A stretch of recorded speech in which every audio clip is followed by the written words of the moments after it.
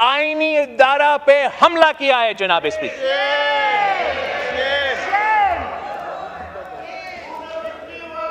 या आप मैं तजवीज कर देता हूं तरीके इंसाफ को कि इसको आप तहकीकात करें कि क्या ये वाकई खान साहब का स्टेटमेंट था या नहीं। इसलिए कल तक हम तो एक बहुत मुस्बित डायरेक्शन में चल रहे थे जनाब स्पीकर। हमने एक ऐसा फोरम बनाया था जिससे मेरा उम्मीद था और है कि हम जमहूरियत और इन इदारों के फायदे में लेजिस्लेशन करेंगे। लेकिन कल रात एक हमला किया है जनाब स्पीकर, जो कि एक बार फिर जमहूरियत पे एक हमला है। यह एक इतना ऐसे प्रोवोकेटिव स्टेप है कि एक तरफ मौजूदा चीफ जस्टिस के खिलाफ कंटेम्प्ट ऑफ कोर्ट किया गया है, दूसरी तरफ आर्मी चीफ ऑफ स्टाफ पे सियासी इल्जामात लगाए गए। अगर खान साहब ने ये स्टेटमेंट दिया है तो फिर इस स्टेटमेंट का कॉन्सिक्वेंसेस है हमारे आईन, हमारे कानून के मुताबिक, और उन कॉन्सिक्वेंसेस को उसको भुगतना पड़ेगा। और फिर इनके जमात का जो रोना धोना होगा तब वो हमसे एतराज ना करे। खान साहब ने अगर ये स्टेटमेंट दिया है तो जो मसले खान साहब के लिए बनेंगे और खान साहब की जमात के लिए बनेंगे और खुदा खास्ता हमारा जमहूरी निजाम के लिए बनेंगे, वो तो उनका जिम्मेदारी है। अगर ये स्टेटमेंट खान साहब ने नहीं दिया, अगर खान साहब ने ये स्टेटमेंट नहीं दिया तो अब फौरी कायदे हिज़्ब इख्तिलाफ या उनके पार्टी का चेयरमैन एक्सप्लेनेशन दे कि ये ट्विटर अकाउंट अली अमीन साहब चला रहा था, मरवत साहब चला रहा था। इनसे पूछे, खान साहब का इससे कोई वास्ता नहीं है। ये शख्स जिसके बारे में कहा जाता है कि जब वो इंटेलिजेंस चीफ था उसने खान साहब का करप्शन पकड़ा था, जब वो इंटेलिजेंस चीफ था उसने वो करप्शन के सबूत खान साहब के सामने रखा कि आप एहतसाब की बात करते हो, आप इंसाफ की बात करते हो, आप इस पे एक्शन ले। इसके बजाय कि उस करप्शन पे एक्शन लिया जाए, उसने वो इंटेलिजेंस चीफ को हटा दिया जनाब स्पीकर। रहीम यार खान के अवाम का शुक्रगुजार हूं कि उन्होंने पाकिस्तान पीपल्स पार्टी का उम्मीदवार को कामयाब करवा के भारी अक्सरियत से कामयाब करवा के नफरत, तकसीम और गालम गलोच की सियासत को शिकस्त दिलवाया है जनाब स्पीकर। मैं पाकिस्तान पीपल्स पार्टी का जनूबी पंजाब का तंजीम को नेशनल असेंबली का फ्लोर पे खड़ा होके मुबारकबाद देना चाहूंगा जनाब स्पीकर। ये मेरे वो सिपाही हैं जो भी हालात हो, चाहे वो मुल्तान का बाय इलेक्शन हो या रहीम यार खान की बाय इलेक्शन हो, वो डरते नहीं हैं, वो झुकते नहीं हैं। वो हर फितना का मुकाबला करके, झूठ, प्रोपेगेंडा और गालम गलोच का सियासत का मुकाबला करके अवाम की ताकत से, वोट की ताकत से मुंतखब होकर यहां पहुंचे। जनाब स्पीकर, ये वो उम्मीदवार हैं जो हर पोलिंग स्टेशन का फॉर्म 45 आपको दिखा सकते हैं।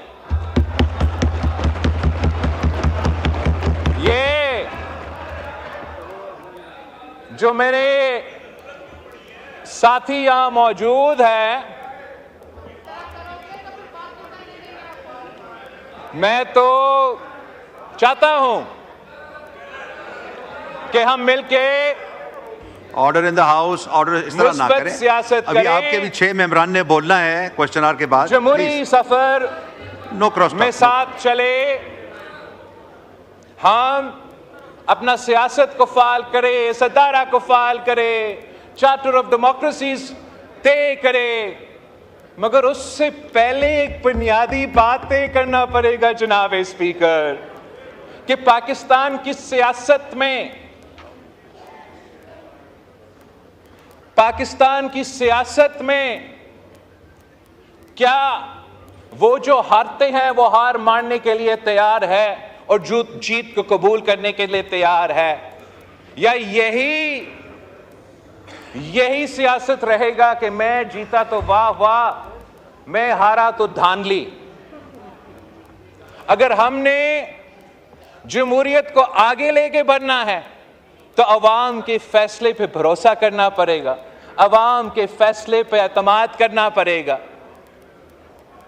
मैं इस इलेक्शन में जो सियासी जमातों ने मिलकर ये इलेक्शन हमारे साथ लड़े, हमारे सियासी इत्तेहादी, हुकूमती इत्तेहादी और वो आज़ाद उम्मीदवार के भी शुक्रगुजार हूं, जिन्होंने सब एक होके ये साबित कर दिया कि पाकिस्तान के अवाम इस वक्त साजिशी सियासत के साथ खड़े नहीं हैं। पाकिस्तान के अवाम इस वक्त गालम गलोच की सियासत के साथ खड़े नहीं हैं। पाकिस्तान के अवाम इस वक्त कैदी नंबर 804 के साथ खड़े नहीं हैं। जितने भी बाय इलेक्शंस हुए हैं जनाब स्पीकर, जितने भी बाय इलेक्शंस हुए हैं जनाब स्पीकर, तशरीफ रखें। जितने भी बाय इलेक्शंस हुए हैं जनाब speaker, order in the house, order in the house, उसमें ऑर्डर इन द हाउस, उसमें ये लोग हारते हैं और इत्तेहादी जमातें जीतते हैं। ये साबित करते हैं कि पाकिस्तान के अवाम इस वक्त कहां खड़े हैं और क्यों नहीं। जब कल रात जो पूरे पाकिस्तान ने एक बयान पढ़ा है कैदी नंबर 804 का, और उस बयान में इस शख्स ने अपनी सियासत को चंपाने के लिए, अपने जाती मसले में, अपने अदालत के केसेस में रिलीफ लेने के लिए हर आईनी इदारा पे हमला किया है जनाब स्पीकर।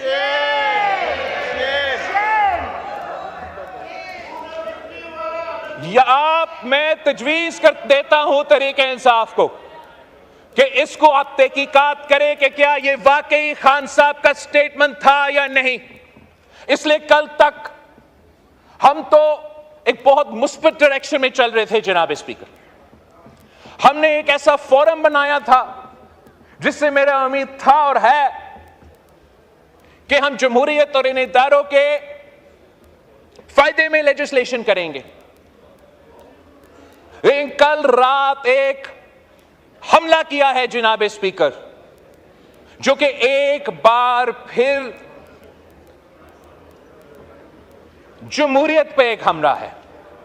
ये एक इतना ऐसे प्रोवोकेटिव स्टेप है कि एक तरफ मौजूदा चीफ जस्टिस के खिलाफ कंटेम्प्ट ऑफ कोर्ट किया गया है, दूसरी तरफ आर्मी चीफ ऑफ स्टाफ पे सियासी इल्जामात लगाए गए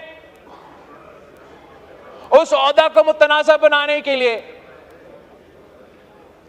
तो जनाब स्पीकर, अगर खान साहब ने ये स्टेटमेंट दिया है तो फिर इस स्टेटमेंट का कॉन्सिक्वेंसेस है हमारे आईन, हमारे कानून के मुताबिक, और उन कॉन्सिक्वेंसेस को उसको भुगतना पड़ेगा। और फिर इनके जमात का जो रोना धोना होगा तब वो हमसे एतराज ना करे। खान साहब ने अगर ये स्टेटमेंट दिया है तो जो मसले खान साहब के लिए बनेंगे और खान साहब की जमात के लिए बनेंगे और खुदा खास्ता हमारा जमहूरी निजाम के लिए बनेंगे, वो तो उनका जिम्मेदारी है। अगर ये स्टेटमेंट खान साहब ने नहीं दिया, अगर खान साहब ने ये स्टेटमेंट नहीं दिया तो अब फौरी कायदे हिज़्ब इख्तिलाफ या उनके पार्टी का चेयरमैन एक्सप्लेनेशन दे कि ये ट्विटर अकाउंट अली अमीन साहब चला रहा था, मरवत साहब चला रहा था, इनसे पूछे, खान साहब का इससे कोई वास्ता नहीं है। ये क्लैरिफिकेशन देना बहुत ही जरूरी है जनाब स्पीकर। ये जो इल्जामात कर लगे हैं, this is a pattern of an exercise that has been going on since the days of the no confidence motion जनाब स्पीकर। तब से जब हमने एक आईनी जमहूरी कदम उठाने की कोशिश किया कि हम वजीर आजम को ना किसी अदालत के फैसले से ना किसी और अदारा के फैसले से हम इसी हाउस का वोट के अदम एतमाद से घर भेजना चाहते हैं, उसी वक्त जनाब स्पीकर कुछ इंडिविजुअल्स जो हमारे एस्टैब्लिशमेंट के इदारे में मौजूद थे और कुछ इंडिविजुअल्स जो इस सियासी जमात से ताल्लुक रखते हैं, उन्होंने मिलकर एक साजिश शुरू किया और वो साजिश एक ऑनगोइंग कू अटेम्प्ट था जनाब स्पीकर। उस कू अटेम्प्ट का पहला हमला हमारे अदम एतमाद को आर्टिकल 5 की बुनियाद पे रद्द करना, कॉन्स्टिट्यूशन का तोड़ना।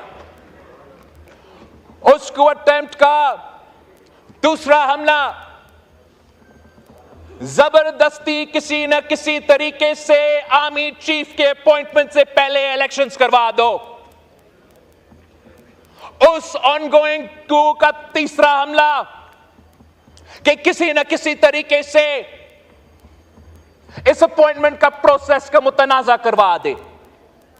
एक कोऑर्डिनेटेड एफर्ट के मुताबिक जनाब स्पीकर मीडिया एंकर्स को लॉन्च किए गए, सियासतदान को लॉन्च किए गए और अपना ही आर्मी चीफ के खिलाफ एक साजिश जारी था कि जो भी हो, यह शख्स जिसके बारे में कहा जाता है कि जब वो इंटेलिजेंस चीफ था उसने खान साहब का करप्शन पकड़ा था, जब वो इंटेलिजेंस चीफ था उसने वो करप्शन के सबूत खान साहब के सामने रखा कि आप एहतसाब की बात करते हो, आप इंसाफ की बात करते हो, आप इस पे एक्शन ले। इसके बजाय कि उस करप्शन पे एक्शन लिया जाए, उसने वो इंटेलिजेंस चीफ को हटा दिया जनाब स्पीकर। फिर उसने मिलके उसी अदारे के अहम शख्सियात के साथ मिलके ये साजिश करने की कोशिश की कि इस आईनी प्रोसेस को सैबोटाज करे। और ये साजिश वहां रुकता नहीं है जनाब स्पीकर। मैं उससे टाइम से पहले बात नहीं करना चाहूंगा। मैं हुकूमत का वजीर नहीं हूं, मुझे डिटेल शायद नहीं पता होगा, लेकिन जिस तरीके से इस वक्त तहकीकात चल रहा है, ये जो इनका फॉर्म 45, फॉर्म 47 का प्रोपेगेंडा है जनाब स्पीकर, इस पे भी एक बहुत बड़ा कहानी सामने आने वाला है। कुछ वो साजिश जिसने पहले अदम एतमाद को रोकना था, फिर चीफ का अपॉइंटमेंट का रोकना था, उस साजिश ने इस इलेक्शंस को भी डिस्टर्ब करने थे जनाब स्पीकर। और जब वो सबूत सामने आएगा तो ना ये अपने मुंह अवाम में दिखा सकेंगे, ना कोई और अपने मुंह अवाम में दिखा सकेंगे। उनको आईन और कानून के मुताबिक जवाब देना पड़ेगा। मैं एक बार फिर इस बात पे जोर देता हूं कि जब भी जमहूरी जमातें जमहूरियत की तरफ एक कदम आगे बढ़ते हैं तो सोचना चाहिए कि ऐसे एक्सट्रीम पॉइंट, एक्सट्रीम बयान, एक्सट्रीम मौकिफ क्यों और कैसे लिया जाता है। यह सवाल हुकूमत और इत्तेहादी जमातों को अपने आप से भी पूछना चाहिए। मगर मैं पीटीआई से दरख्वास्त करता हूं कि आप इस बात पे आपका अपना पार्टी में ये तहकीकात करें, आप पता करें कि जब भी हम कोई पॉलिटिकल स्टेबिलिटी की तरफ जा रहे होते हैं, ये कौन साहब है जो आपके रैंक्स में है, जो खान साहब से ऐसे कोई बयान दिलवा देते हैं या ऐसे कोई कदम उठाते हैं जिसकी वजह से आपके मिसाइल में इजाफा होते हैं और पाकिस्तान के मिसाइल में इजाफा होते हैं। थैंक यू जनाब स्पीकर।